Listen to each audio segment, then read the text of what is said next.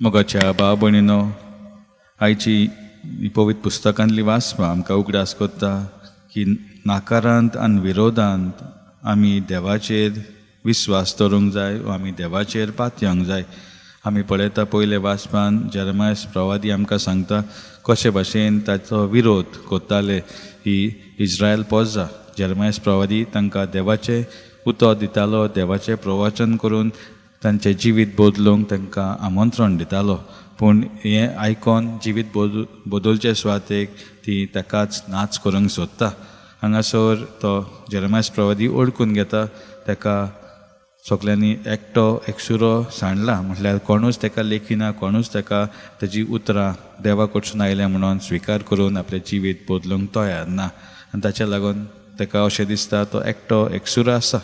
पूण ताका अशेंय कळीत जाता की देव आसा म्हजे बरोबर, आनी ताच्या लागून तो म्हणूंक पावता, पूण एका बोलवंत विरा सारको सर्वेस्पर म्हजे सांगाता आसा. तो ओळखून घेता, वय लोक म्हाका लेखिना, लोक म्हाका पयस कोत्ता, पूण देव आसा म्हजे बरोबर आनी तो म्हाका राखता आनी सांबाळटा, तो म्हाका ही उर्बा दिता ताची बरी खबर परगटूंक.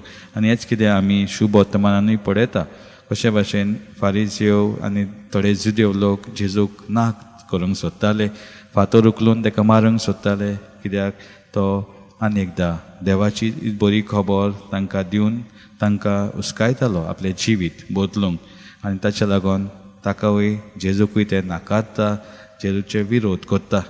तरी आसतना जेजूय सांगता कशे भाशेन बाप आनी हांव एक, आनी हांव जो कार्य करता वो वावर करता, ज्यो कोन्यो करता त्यो म्हज्या बापान बासायल्या त्योच हांव करता. आमच्याय जिवितान आमी अशें केन्ना केन्ना भोगता आसतले, जावं आमच्या फॅमिलीन वा जावं आमी वावर करता थिंगासर. खुबशे फावटी जेन्ना आमी जेजूच्या उतरां प्रमाणे चलता आसतना कोण कोण आमकां नाकारतले, आमकां पयस करतले.